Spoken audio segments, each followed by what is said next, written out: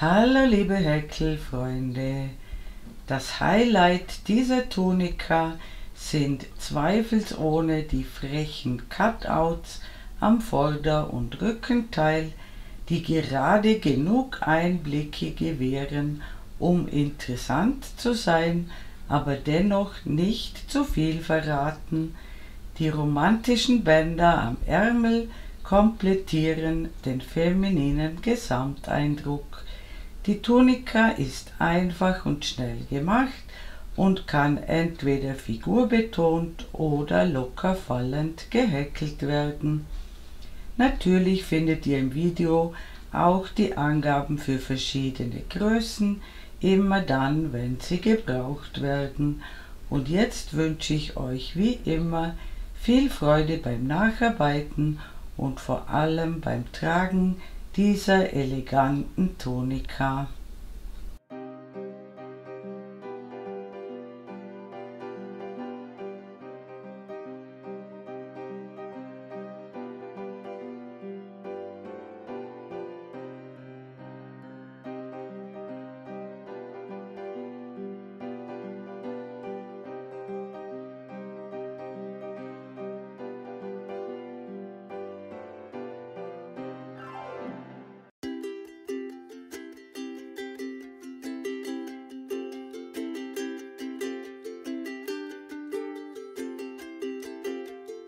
Für dieses Projekt nehme ich die Cotton Quick Batik von Gründel. So ein Knäuel hat 100 Gramm und 260 Meter Lauflänge und das ist die Farbe 07. Und ich nehme für den Anschlag eine Häkelnadel Nummer 3,5 und danach steige ich auf eine Häkelnadel Nummer 4 um. Ich beginne also mit der dünneren Häkelnadel und zwar mache ich eine Anfangsschlinge, dann häkle ich 2 Luftmaschen. Ich drehe die erste Luftmasche um, sodass 2 Fäden oben sind und einer unten und steche in die erste Luftmasche ein, hole den Faden durch, Masche eine Schlaufe ab und dann die anderen beiden. Ich steche in den Querfaden ein, das ist nur ein Faden, hole den Faden durch, Masche eine Schlaufe ab und dann die restlichen beiden. In den Querfaden einstechen, den Faden durchholen, eine Schlaufe abmaschen und dann die restlichen 2. In den Querfaden einstechen, den Faden durchholen, eine Schlaufe abmaschen und dann die restlichen 2. Auf diese Weise entsteht ein elastischer Anschlag. Ich habe jetzt 4 Maschen gemacht und wir brauchen eine Maschenzahl, die durch 16 teilbar ist, plus eine extra Masche für das Muster. Ich mache für die Größe 40-42 97 feste Maschen, 96 ist durch 16 teilbar, plus eine extra Masche.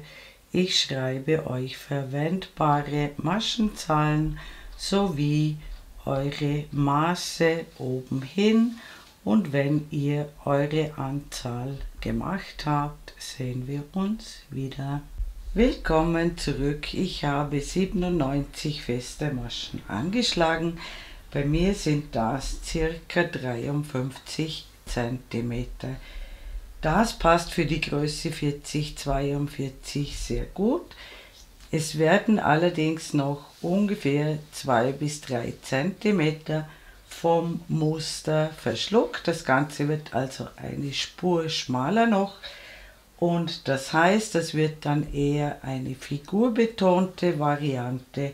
Wenn ihr das Ganze eher lockerer wollt, müsst ihr 16 Maschen mehr anschlagen als ich. Wie gesagt, ich schreibe euch verwendbare Maschenzahlen oben hin. Und jetzt kippen wir das Ganze, dass die schönen Maschen oben sind. Und ganz wichtig, wir steigen auf die dickere Häkelnadel um. In meinem Fall eine Häkelnadel Nummer 4. Jede Reihe beginnt mit 3 Luftmaschen. Die zählen als erstes Stäbchen und gleich in dieselbe Masche, wo diese 3 Luftmaschen herauskommen, häkeln wir weitere 2 Stäbchen. Alle in die erste Masche. Wir haben also 3 Stäbchen in einer Masche. Jetzt häkeln wir über die nächsten 5 Maschen 5 Stäbchen. In jede Masche ein Stäbchen, 5 Stück nebeneinander.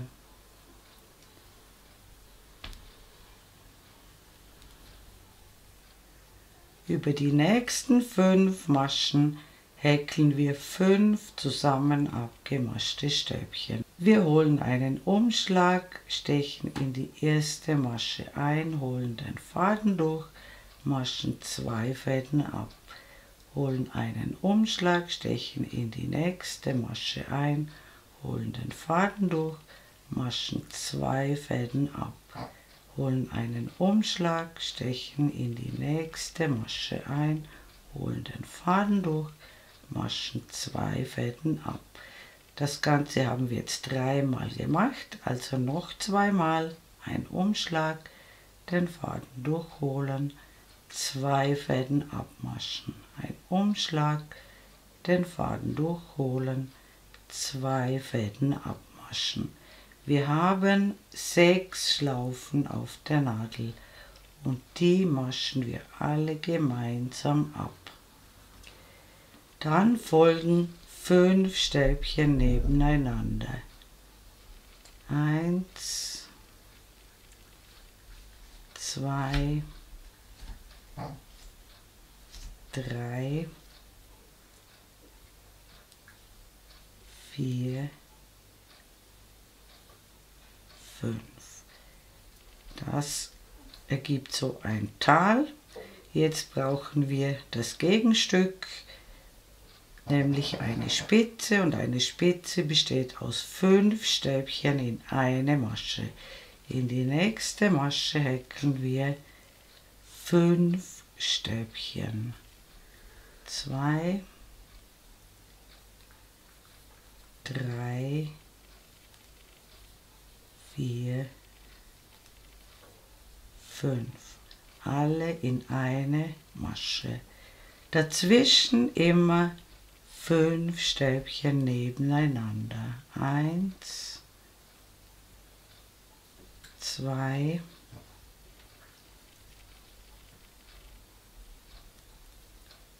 3,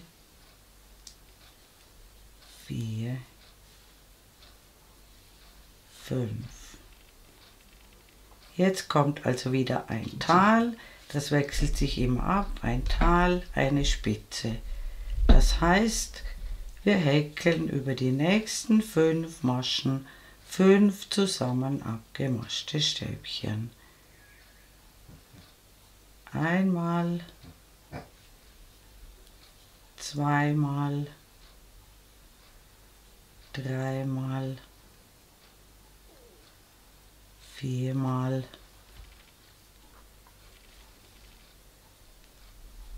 5-mal. Wir haben 6 Schlaufen auf der Nadel und durch die ziehen wir den Faden durch. Dann immer dazwischen 5 Stäbchen nebeneinander. 2, 3, 4, 5. Wir haben ein Tal, eine Spitze, ein Tal und jetzt folgt wieder eine Spitze. Und die besteht aus 5 Stäbchen in eine Masche.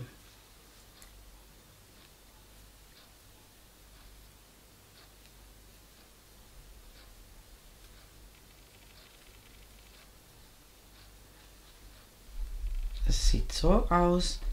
Jetzt folgen wieder 5 Stäbchen nebeneinander.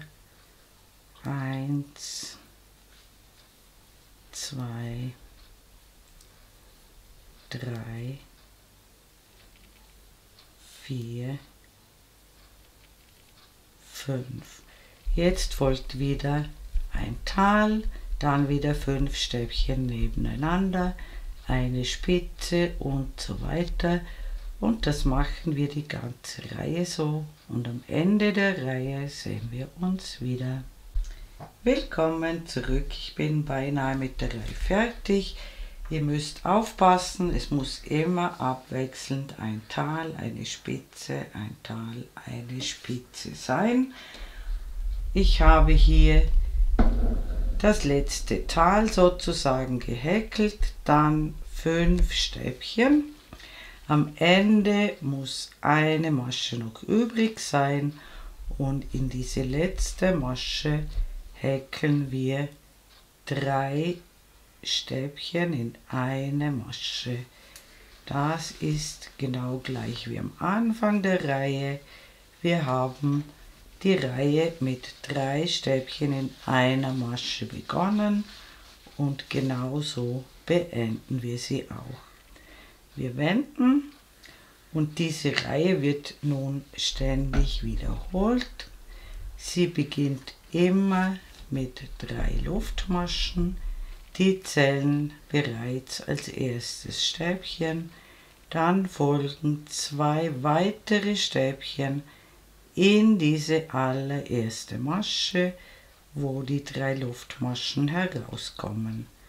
Also mit 3 Stäbchen in einer Masche. Dann immer die 5 Stäbchen nebeneinander. 2, 3, 4, 5. Über die folgenden 5 Maschen häkeln wir 5 zusammen abgemaschte Stäbchen. 1, 2, 3, 4, 5. Wieder 5 Stäbchen nebeneinander. 1, 2, 3, 4, 5. Und jetzt könnt ihr kontrollieren, ob ihr richtig seid. Jetzt folgen 5 Stäbchen in eine Masche und das muss immer das mittlere Stäbchen der vorhergehenden 5er-Gruppe sein. 1, 2, 3, 4, 5. Also das dritte Stäbchen, das mittlere Stäbchen der 5er-Gruppe. Wenn das nicht stimmt, habt ihr irgendwo einen Fehler gemacht, dann müsst ihr noch einmal eine Zacke zurück. Es muss immer das mittlere Stäbchen sein und so habt ihr auch die Kontrolle, ob ihr richtig gehäkelt habt. 5 Stäbchen in eine Masche, 5 Stäbchen nebeneinander, 2, 3, 4, 5, 5 zusammen abgemaschte Stäbchen und hier in jeden Maschenkopf häkeln. Die schauen nicht alle gleich aus, aber das sind lauter Maschenköpfe, in die wir häkeln müssen. 5-mal ein nicht ganz fertiges Stäbchen häkeln. 3, 4, 5. Es müssen immer 6 Schlaufen auf der Nadel sein. Durch alle den Faden durchziehen. 5 Stäbchen nebeneinander, 3, 4, 5 und hier immer die kurze Kontrolle machen, ob es tatsächlich das mittlere Stäbchen der 5er Gruppe ist. Und in dieses häkeln wir 5 Stäbchen in eine Masche.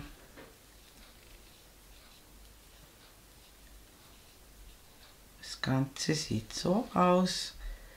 Und jetzt folgen wieder 5 Stäbchen nebeneinander, 5 zusammen abgemaschte Stäbchen und so weiter. Und wir sehen uns am Reihenende wieder. Willkommen zurück, ich bin beinahe mit der Reihe fertig.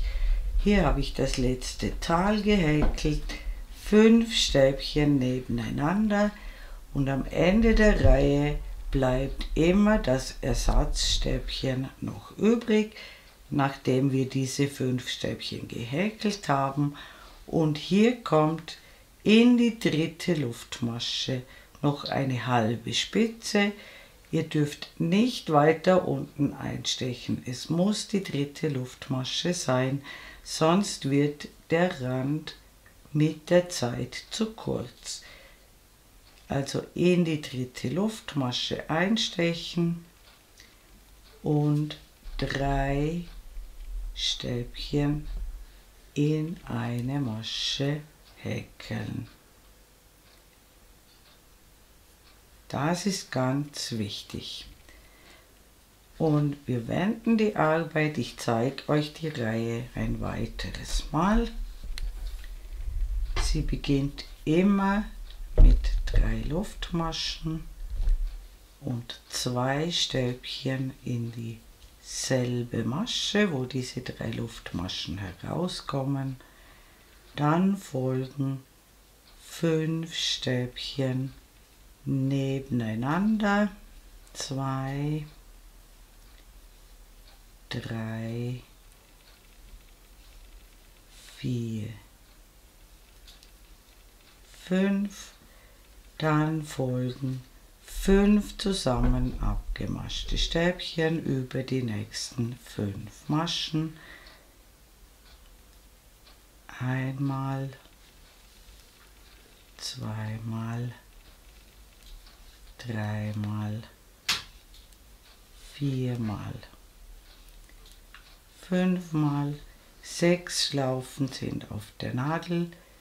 Wir maschen alle gemeinsam ab, häkeln wieder 5 Stäbchen nebeneinander.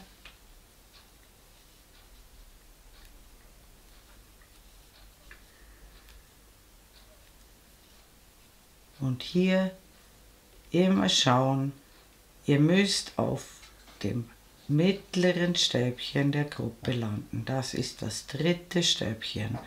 Wenn das nicht so ist, habt ihr irgendwo einen Fehler gemacht.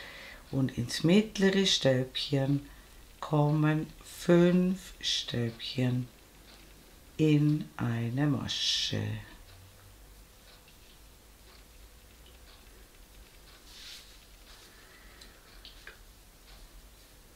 Und dann wieder 5 Stäbchen nebeneinander, 5 zusammen abgemaschte Stäbchen und so weiter. Und am Ende der Reihe sehen wir uns wieder. Willkommen zurück, ich bin beinahe mit der Reihe fertig. Und auch das Ende der Reihe ist immer gleich. Hier sind die letzten 5 zusammen abgemaschten Stäbchen. Dann 5 Stäbchen nebeneinander. Am Schluss bleibt immer das Ersatzstäbchen übrig und in die dritte Luftmasche des Ersatzstäbchens häkeln wir noch 3 Stäbchen. Also sozusagen eine halbe Spitze. Und wir wenden und diese Reihe wird nun stets wiederholt. Ich mache für die Größe 4042 circa 50 bis 51 cm und wenn ihr das gemacht habt, sehen wir uns wieder. Willkommen zurück. Ich habe circa 51 cm erreicht. Bei mir sind das 34 Musterreihen. Die Zahl kann bei euch anders sein. Es muss auf jeden Fall eine gerade Anzahl an Musterreihen sein, ohne die Anschlagsreihe gezählt. Das Teil liegt im Moment mit der schönen Seite nach oben. Das erkennt ihr daran, wenn der Anfangsfaden rechts unten hängt. Ich habe also mit einer Hinreihe geendet. Mein Arbeitsfaden ist links oben und ich wende jetzt die Arbeit und wegen dem Farbverlauf, ich habe einen ganzen Knäuel der Farbe 07 verarbeitet und hier oben habe ich die Farbe 06 genommen, damit der obere Teil heller wird wie der untere. Und jetzt arbeiten wir die Cutouts ein. Ich beginne mit einer Luftmasche und häkle ins allererste Stäbchen eine feste Masche. Und zwischen den beiden Spitzen wären jetzt 15 Maschenköpfe. Wir häkeln aber jetzt 13 Luftmaschen, nicht 15, sondern nur 13, damit die Maschenzahl ein bisschen reduziert wird und der obere Teil nicht zu weit wird. Das heißt, ich häkle jetzt 13 Luftmaschen und dann sehen wir uns wieder. Willkommen zurück. Ich habe 13 Luftmaschen gehäkelt und suche mir hier das mittlere Stäbchen dieser Fünfergruppe und ins mittlere Stäbchen häkle ich eine feste Masche, sodass das hier quasi überbrückt wird und ich häkle wieder 13 Luftmaschen und dann sehen wir uns wieder. Willkommen zurück. Ich habe wieder 13 Luftmaschen gehäkelt. Ganz wichtig ist, sucht euch genau das mittlere Stäbchen dieser Fünfergruppe und hier häkeln wir eine feste Masche. Und das machen wir die ganze Reihe so und am Ende der Reihe sehen wir uns wieder. Willkommen zurück. Ich bin am Ende der Reihe angekommen. Auch hier habe ich noch 13 Luftmaschen gehäkelt und die Reihe endet mit einer festen Masche in die dritte Luftmasche des Ersatzstäbchen. Das Ganze zieht ein bisschen zusammen, das passt, das ist bei mir auch so. Und wir wenden die Arbeit und ich starte wieder mit einer Luftmasche und ganz wichtig, gleich in die erste feste Masche hier ganz am Rand wieder eine feste Masche. Dann 13 feste Maschen um den Luftmaschenbogen herum. Und diese 13 festen Maschen müsst ihr so verteilen, dass ihr bis zur nächsten Spitze hinüberkommt und da sehen wir uns wieder. Willkommen zurück. Ich habe 13 feste Maschen um den Luftmaschenbogen herum gehäkelt. Das heißt, insgesamt haben wir jetzt 14, eine ganz am Anfang über der festen Masche der Vorreihe und 13 im Luftmaschenbogen. Und wir häkeln auch in diese feste Masche der Vorreihe eine feste Masche. Dann wieder 13 feste Maschen um den Luftmaschenbogen herum und an der nächsten Spitze sehen wir uns wieder. Willkommen zurück, ich habe wieder 13 feste Maschen in die Lücke gehäkelt und wichtig, eine feste Masche immer in die feste Masche der Vorreihe und das machen wir bis zum Ende der Reihe und da sehen wir uns wieder. Willkommen zurück, ich bin am Ende der Reihe angekommen und auch hier häkeln wir in diese feste Masche ganz am Rand eine feste Masche. Und wir haben die Maschenzahl jetzt reduziert und zwar immer um 2 Maschen pro Spitze sozusagen oder pro Lücke und wir wenden die Arbeit und wir häkeln jetzt auf jede feste Masche ein Stäbchen. Wir häkeln jetzt also eine Reihe Stäbchen. Das erste Stäbchen ist ein Ersatzstäbchen und besteht aus 3 Luftmaschen. Damit ist die erste feste Masche besetzt und wir häkeln in jede feste Masche ein Stäbchen und es muss ganz automatisch wieder eine ungerade Maschenzahl dabei herauskommen und am Ende der Reihe sehen wir uns wieder. Willkommen zurück. Ich habe in jede feste Masche ein Stäbchen gehäkelt. Bei mir sind jetzt noch 85 Stäbchen übrig. Die Zahl kann bei euch anders sein, aber wichtig ist, sie muss ungerade sein. Und wir wenden die Arbeit und die nächste Reihe ist eine Kästchenreihe. Die beginnt mit zunächst 3 Luftmaschen als Ersatz für ein Stäbchen und eine 4. Luftmasche für den Abstand. Wir lassen das nächste Stäbchen aus und häkeln ein Stäbchen, eine Luftmasche, eins auslassen, ein Stäbchen, eine Luftmasche, eins auslassen, ein Stäbchen und so weiter, also lauter Kästchen und das geht sich genau aus bis zum Ende der Reihe und da sehen wir uns wieder. Willkommen zurück, ich bin beinahe mit der Reihe fertig.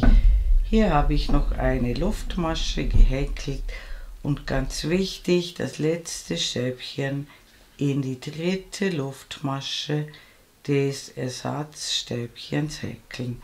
Nicht weiter unten einstechen und wir wenden wieder. Die nächste Reihe ist wieder eine Stäbchenreihe. Sie beginnt mit 3 Luftmaschen und jetzt häkeln wir immer in jede Lücke ein Stäbchen und auf jedes Stäbchen ein Stäbchen. In die Lücke ein Stäbchen und ins Stäbchen ein Stäbchen. Und es muss wieder dieselbe Anzahl herauskommen wie in dieser Reihe. Und am Ende der Reihe sehen wir uns wieder. Willkommen zurück, ich bin beinahe mit der Reihe fertig. Das letzte Kästchen, da machen wir es so, wir häkeln noch ein Stäbchen in die Lücke und dann suchen wir uns die 3. Luftmasche von unten gezählt und hier häkeln wir das letzte Stäbchen hinein. Und diese beiden Reihen werden nun noch ein paar Mal wiederholt. Immer eine Reihe Kästchen, eine Reihe Stäbchen, bis dieser Streifen hier circa 10 bis 11 cm breit ist und wir enden mit einer Stäbchenreihe.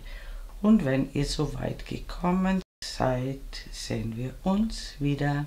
Willkommen zurück, ich habe circa 11 cm erreicht.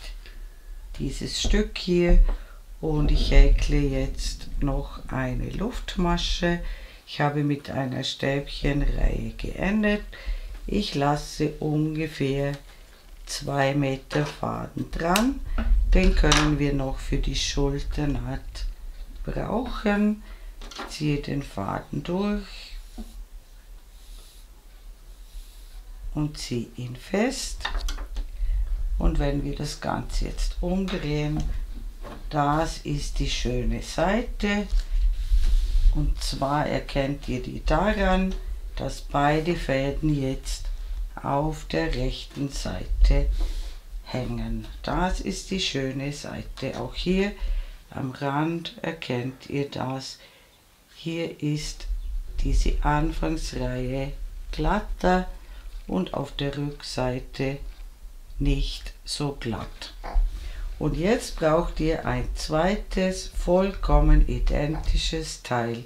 Gleich viele Maschen, gleich viele Reihen, auch die Cutouts und der obere Teil ganz genau gleich wie dieses. Und wenn ihr das gemacht habt, sehen wir uns wieder. Willkommen zurück. Ich habe ein zweites identisches Teil angefertigt und ich habe die Teile so aufeinander gelegt, dass die schöne Seite innen ist. Das bedeutet, beim unteren Teil hängen beide Fäden auf der rechten Seite, beim oberen Teil hängen beide Fäden auf der linken Seite. Dann habe ich meine Stäbchen noch einmal gezählt. Bei mir waren es 85. Die Zahl kann bei euch anders sein. Und habe in das mittlere Stäbchen einen Maschenmarkierer gesetzt. Das heißt, bei mir ist das zum Beispiel die 43. Masche. Auf beiden Seiten sind 42 Stäbchen. Es muss auf beiden Seiten dieselbe Anzahl sein. Dann habe ich vom Maschenmarkierer in beide Richtungen ca. 13 bis 14 cm hinüber gemessen. Das heißt, für den Halsausschnitt sollten ca. 27 bis 28 cm offen bleiben. Und dann nehmen wir uns den Faden, den wir dran gelassen haben, stechen hier in die dritte Luftmasche des Ersatzstäbchens ein und hinten in den ersten Maschenkopf, holen uns den Faden durch, häkeln eine Luftmasche, stechen noch einmal durch dieselben Maschen durch, holen den Faden durch und häkeln eine feste Masche. Und dann häkeln wir die beiden Teile zusammen und ich schaue, dass ich immer vorne und hinten dasselbe Stäbchen erwische. Und wichtig ist, dass ihr die festen Maschen nicht winzig klein macht. Ich ziehe immer den Faden ein bisschen herauf, ungefähr auf dieselbe Höhe und masche dann ab, damit die Naht eine gewisse Elastizität behält. Und ich schließe die Naht bis zur Klammer und da sehen wir uns wieder. Willkommen zurück. Ich habe die Naht geschlossen. Von hier bis hier habe ich jetzt noch ungefähr 13 cm offen. Ich mache noch eine Luftmasche, ziehe den Faden durch. Ich würde den Faden noch dran lassen, falls ihr hier noch etwas verändern wollt beim Ausschnitt. Also wenn der Ausschnitt fertig ist, zuerst noch eine Anprobe machen und dann erst den Faden kurz abschneiden und vernähen. Und wichtig ist, zählt hier die festen Maschen, die ihr benötigt habt und macht auf der anderen Seite dieselbe Anzahl an festen Maschen. Das Teil umdrehen und wieder von außen nach innen mit der Naht beginnen. Und wenn ihr beide Schulternähte geschlossen habt, sehen wir uns wieder. Willkommen zurück, ich habe beide Schulternähte geschlossen.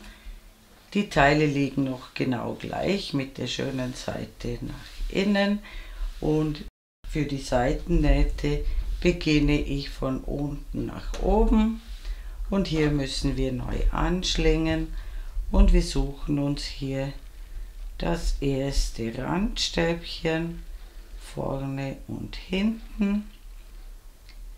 Hier müsst ihr genau schauen, dass ihr das Randstäbchen genau erwischt, das erste, und holen den Faden durch und verknoten den Faden.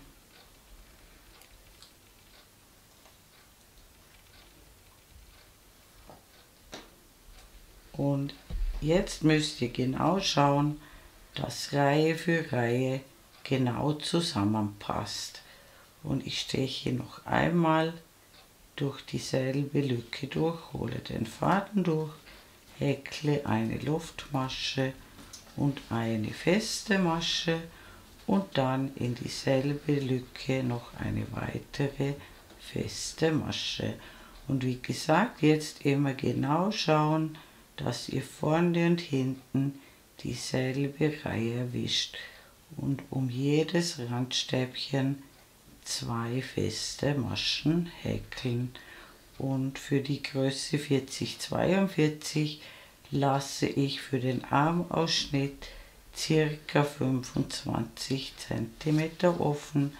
Die anderen Maße schreibe ich euch hin. Die andere Seitennaht macht ihr genau gleich. Wichtig, immer von unten nach oben die Naht schließen und wichtig, die Reihen müssen genau zusammenpassen. Und wenn ihr soweit gekommen seid, sehen wir uns wieder. Willkommen zurück, ich habe beide Seitennähte geschlossen, die Tunika auf die schöne Seite umgedreht.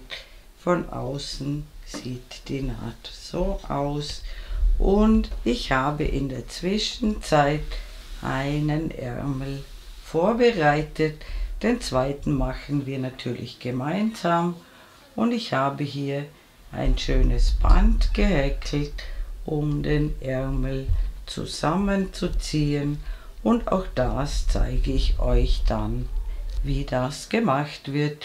Und ich lasse die Tunika jetzt auf der schönen Seite und ich häkle jetzt aber die erste Reihe des Ärmels auf der Innenseite.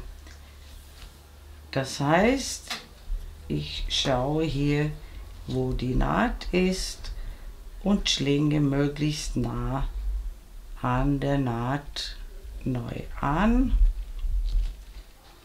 verknote den Faden, steche noch einmal in dieselbe Lücke ein, hole den Faden durch und häkle 3 Luftmaschen, die zählen als erstes Stäbchen, und häkle dann um jedes Randstäbchen herum 2 Stäbchen. Immer um die Randstäbchen herum, bis wir wieder hier ankommen. Und wichtig ist, es muss eine gerade Maschenzahl rundherum herauskommen. Hier bei den Cutouts schaut ihr, dass ihr in beide festen Maschen ein Stäbchen häkelt und bei der Naht schaut ihr, dass kein Loch entsteht. Und insgesamt brauchen wir eine gerade Anzahl an Stäbchen und wir brauchen auf beiden Seiten der Schulternaht gleich viele Stäbchen. Und wenn ihr das gemacht habt, sehen wir uns wieder. Willkommen zurück, ich bin rundherum gekommen. Als Beispiel, bei mir haben sich 72 Stäbchen ergeben, auf beiden Seiten 36. Die Zahl kann bei euch anders sein, aber sie kann euch als Richtwert dienen. Wichtig ist, dass ihr euch diese Zahl notiert, damit ihr dann den zweiten Ärmel genau gleich machen könnt. Und jetzt schließen wir mit einer Kettmasche in die dritte Luftmasche zur Runde. Dann häkeln wir 4 Luftmaschen, denn jetzt kommt eine Kästchenreihe, 3 Luftmaschen zählen als Stäbchen, eine für den Abstand und ganz wichtig, wir wenden jetzt sozusagen und häkeln diese Kästchenreihe jetzt auf der Außenseite und wir lassen ein Stäbchen aus und häkeln in jedes zweite Stäbchen ein Stäbchen, eine Luftmasche, ein Stäbchen, eine Luftmasche, immer eine Masche auslassen, also dasselbe Muster wie bei der Passe. Und wir häkeln rundherum und am Ende der Runde sehen wir uns wieder. Willkommen zurück, ich bin wieder rundherum gekommen. Am Ende bleibt ein Stäbchen frei, das passt. Wir häkeln noch eine Luftmasche und hier muss die Kettmasche in die dritte Luftmasche des Ersatzstäbchens, sodass auch hier noch eine Luftmasche übrig bleibt zwischen diesen beiden Stäbchen. Und ich zeige euch die beiden Reihen noch einmal. Wir häkeln zunächst 3 Luftmaschen und ganz wichtig, wir wenden die Arbeit sozusagen und häkeln immer die Stäbchenreihe auf der Innenseite und die Kästchenreihe auf der Außenseite. Das machen wir deshalb, damit wir einen geraden, runden Übergang bekommen. Wenn wir nicht wenden, wird der Rundenübergang schräg. Und bei der Rückreihe, das erste Stäbchen haben wir schon gemacht mit dem Ersatzstäbchen, häkeln wir immer in die Lücke ein Stäbchen und auf das Stäbchen ein Stäbchen und in die Lücke 1 und aufs Stäbchen 1 und das machen wir die ganze Runde so und dann sehen wir uns wieder. Willkommen zurück, ich bin rundherum gekommen. Ganz wichtig, auch hier ins letzte Kästchen noch ein Stäbchen häkeln. Es muss dieselbe Anzahl herauskommen, die ihr in der ersten Reihe aufgenommen habt. Und wir schließen in die dritte Luftmasche zur Runde und wir häkeln 4 Luftmaschen und wenden. Und die Kästchenreihe, da beginnen wir, also wir lassen eine Masche aus und auf dem nächsten Stäbchen beginnen wir, sodass wir ein Kästchen schon gehäkelt haben. Und wir häkeln wieder rundherum und dann sehen wir uns wieder. Willkommen zurück, ich bin wieder rundherum gekommen und die Kästchenreihe endet mit einer Luftmasche und einer Kettmasche in die dritte Luftmasche, so dass hier dazwischen noch eine Luftmasche übrig bleibt. Und damit ihr nicht durcheinander kommt, empfehle ich Folgendes: immer zuerst die Luftmaschen häkeln und dann wenden und mit der Reihe beginnen und dann zwischendurch die Arbeit weglegen. Ihr werdet den Ärmel wahrscheinlich nicht in einem durchhäkeln. Also immer zuerst ein Stück noch häkeln, dann müsst ihr nicht darüber nachdenken, in welche Richtung ihr gerade unterwegs seid. Noch einmal zur Erinnerung, die Stäbchenreihe häkeln wir auf der Innenseite und die Kästchenreihe auf der Außenseite. Und ich habe meinen Ärmel ca. 26 cm lang gehäkelt. Das ist aber nur ein Richtwert. Ihr probiert zwischendurch einmal an. Der Ärmel sollte ca. 6 cm länger sein als der Ellenbogen, also ungefähr 6 cm mehr als euer Ellenbogen. Und wenn ihr das gemacht habt, sehen wir uns wieder. Willkommen zurück, ich habe meine gewünschte Ärmellänge erreicht. Bei mir sind das 11 Stäbchenreihen bzw. insgesamt 21 Reihen.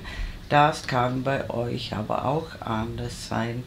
Und jetzt zeige ich euch gleich, wie man dieses Bändchen häkelt. Und ich habe das Band in der dritten Lochreihe von unten eingezogen. 2 Lochreihen habe ich freigelassen und in die dritte habe ich das Band durchgezogen. Und ich zeige euch jetzt, wie man so ein einfaches Band häkeln kann. Wir starten mit einer Anfangsschlinge und häkeln 3 Luftmaschen und stechen in die erste Luftmasche wieder ein, in diese hier, und ich drehe sie ein bisschen um, so dass ich 2 Fäden oben habe und einen unten. Hole den Faden durch, Masche 2 Fäden ab, hole einen Umschlag, steche in dieselbe Masche ein, hole den Faden durch, Masche 2 Fäden ab, hole einen Umschlag und steche noch einmal in dieselbe Masche ein, hole den Faden durch und Masche 2 Fäden ab. Wir haben 4 Fäden auf der Nadel, die masche ich gemeinsam ab. Jetzt häkle ich wieder 3 Luftmaschen und macht sie nicht zu klein. Wir müssen immer in die erste Luftmasche wieder einstechen. Wir holen einen Umschlag und ich schaue auch hier, dass ich 2 Fäden erwische. 2 Fäden oben, einer unten. Den Faden durchholen, ein nicht ganz fertiges Stäbchen häkeln, das Ganze ein zweites Mal und ein drittes Mal. Wir haben 4 Schlaufen auf der Nadel, die maschen wir gemeinsam ab. 3 Luftmaschen und in die erste Luftmasche häkeln wir 3 zusammen abgemaschte Stäbchen. Einmal, zweimal, dreimal. 4 Schlaufen sind auf der Nadel, die maschen wir gemeinsam ab. Ich zeige es euch noch einmal. 3 Luftmaschen häkeln, nicht winzig klein, damit ihr in die erste wieder hineinstechen könnt. Und hier schaue ich, dass ich 2 Fäden oben habe und einen unten. Ein nicht ganz abgemaschtes Stäbchen, ein Umschlag, ein zweites nicht ganz fertiges Stäbchen und ein drittes Mal. Und alle gemeinsam abmaschen. Das Ganze sieht so aus und ich habe für mich das Band ca. 65 cm lang gemacht, ungedehnt gemessen, und die anderen Längen schreibe ich euch hin, und am Ende müsst ihr nur noch die Fäden vernähen, das Band einziehen und auf die richtige Weite bringen, und dann ist unsere Tunika mit Cutouts fertig. Liebe Häkelfreunde, ich bedanke mich herzlich fürs Zuschauen, Hoffe, ihr habt viel Freude beim Häkeln dieser femininen Tunika mit Cutouts und mein nächstes Video ist schon in Arbeit. Ich würde mich natürlich sehr freuen, wenn ihr meinen Kanal abonnieren würdet. Falls ihr mir ein besonderes Dankeschön zukommen lassen wollt, könnt ihr das mit dem Super Thanks Button unter diesem Video tun. Eure Karin aus dem Ländle.